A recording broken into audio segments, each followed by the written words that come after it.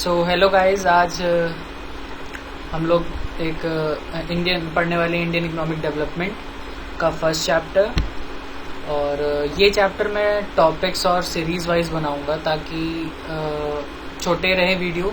और अगर आपको कोई पर्टिकुलरली कोई टॉपिक समझ ना आया हो अपनी क्लास में, ऑनलाइन क्लासेस में, तो आप पर्टिकुलरली उस टॉपिक पे जाके उसको पढ़ सकते हैं। तो आज हम स्टार्ट करते हैं वीडियो नंबर 1 से, और लेट्स गेट स्टार्टेड।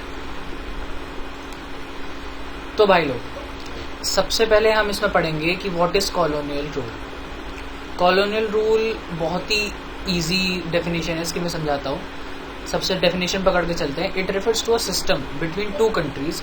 ये एक ऐसा सिस्टम है दो कंट्रीज के बीच में, which one country being the ruler and the other being the colony, जिसमें एक कंट्री रूलर होती है और दूसरी कंट्री कॉलोनी होती है। And the ruling country determines the economic policy of the colony. ठीक है, तो इसको हम ऐसे समझते हैं कि इसमें ये बताया गया है कि colonial rule is a system. ये एक सिस्टम है जिसमें दो कंट्रीज के बीच में, इसमें क्या होता है कि एक कंट्री जो है वो आपकी रहती है रूलर, और जो दूसरी कंट्री होती है जिसपे वो रूल कर रही होती है उसको हम बोलते हैं उसकी कॉलोनी। और जो कंट्री कॉलोनी होती है, उस कंट्री की जितनी भी इकोनॉमिक पॉलिसीज होती हैं वो रूलिंग कंट्री डिसाइड करती है। जैसे कि जो भी हमारे कंट्री में क्या आ रहा है, क्या जा रहा है, क्या जो भी हमारे क्या प्रोड्यूस होगा, क्या एक्सपोर्ट होगा, क्या इंपोर्ट होगा, ये सब कुछ A to Z ruling country determine करती है। तो नेक्स्ट इसमें हम आ जाते हैं स्टैग्नेंट इकोनॉमी। स्टैग्नेंट इकोनॉमी का क्या मतलब था? It refers to the economy which is stuck और is very slow on its path of economic development. Stagnant economy में क्या है कि it refers to a economy, ये एक ऐसी इकोनॉमी है जो कि या तो रुक चुकी है, स्टक हो चुकी है, या फिर बहुत ही धीरे है उसकी अपने डेवलपमेंट के पाथ पे। और इंडिया की जो इकोनॉमी थी at the eve of independence, वो स्टैग्नेंट इकोनॉमी थी, मतलब रुक चुकी थी एक जगह पे, और अगर बढ़ भी रही थी तो बहुत ही धीरे धीरे बढ़ रही थी, विच वॉज नेग्लिजिबल, उसको नहीं माना जाना चाहिए। अब हम पढ़ते हैं कि इंडियन इकोनॉमी कॉलोनियल रूल से पहले कैसी थी। पहला पॉइंट आ जाता है कि agriculture was the main source of employment and living. 85%, मतलब बहुत ही ज्यादा यार, समझ जाओगे खुद ही। 85% लोग जो टोटल थे विच वर वर्किंग, वो पूरी तरीके से एग्रीकल्चर पे डिपेंडेंट थे। उनके पास कोई और काम नहीं था। कुछ और लोग थे ट्रेडिंग में, कुछ और ये, लेकिन 85% the major component, the major composition of our population जो थी वो एग्रीकल्चर में इन्वॉल्व थी।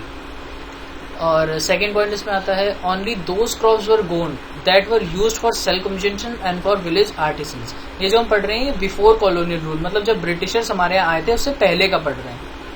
उस टाइम पे क्या होता था कि जो क्रॉप्स थी, सिर्फ ऐसी क्रॉप्स उगाई जाती थी और सिर्फ उतनी मात्रा में उगाई जाती थी जो हम अपना खुद का पेट भर सकें, और जो विलेज के आर्टिसंस वगैरह है, पीजेंट्स वगैरह है, उनका पेट भर सकें। जैसे उसमें तब पैसे बेचना और ये सब नहीं चलता था। उस टाइम पे सिर्फ और सिर्फ आदमी उतना ही उगाता था जितना खुद खाता हो, बेचने का सिस्टम और ये सब नहीं था।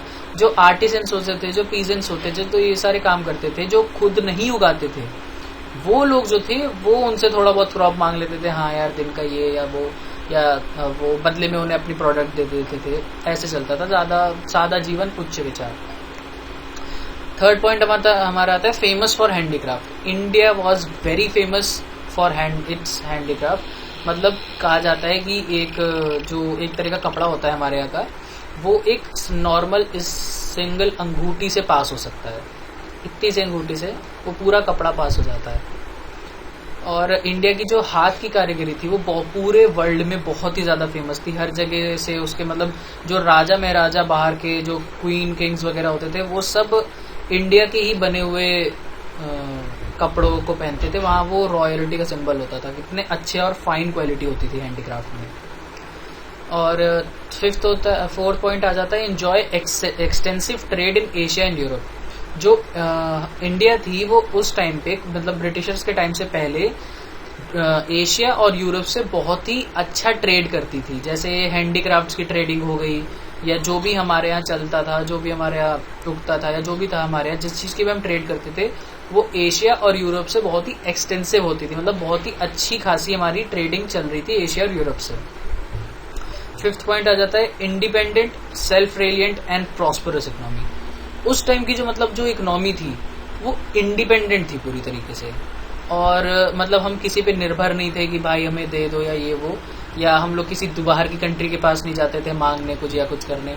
और सेल्फ रेलिएंट मतलब अपने ऊपर ही हम लोग वो थे। इंडिपेंडेंट मतलब हो गया कि हम लोग को कोई ये नहीं था कि आप ये नहीं कर सकते, वो नहीं कर सकते, यहाँ नहीं जा सकते, वहां नहीं जा सकते, इसके साथ ट्रेड नहीं करेंगे। सेल्फ रेलिएंट मतलब पूरा का पूरा अपने ऊपर ही हम थे कि हमें किसी की जरूरत नहीं पड़ती थी कि अगर हमारे, वो अलग बात है कि कोई ड्रथ वगैरह आ गया कभी या सूखा वूखा पड़ गया वो अलग बात है, लेकिन हम लोग खुद ही सारा कुछ कर लेते थे, हमें कहीं से कुछ इंपोर्ट करने की जरूरत नहीं पड़ती थी इन आर इकोनॉमी। और प्रॉस्परस इकोनॉमी थी, तभी सोने की चिड़िया कहा जाता है हमारी इंडियन इकोनॉमी को उस टाइम की। तो आज के लिए इतना ही, वीडियो बहुत छोटा है मुझे पता है, और thank you for watching, see you in next video. Okay, thank you. Please hit the like button, subscribe, and please do share to your friends and family, और जो भी दोस्त हों, क्लासमेट्स हो, है ना, जूनियर्स हों, जूनियर्स तो वैसे ठीक है। और फॉलो मी ऑन इंस्टाग्राम, मैं लिंक दे दूंगा डिस्क्रिप्शन पे। कोई भी डाउट हो आप वहाँ के मुझसे पूछिए, आई विल श्योरली मतलब पूरा का पूरा उस डाउट को क्लियर करके ही छोड़ूंगा और पक्का रिप्लाई करूंगा। So thank you for watching and take care till the next video.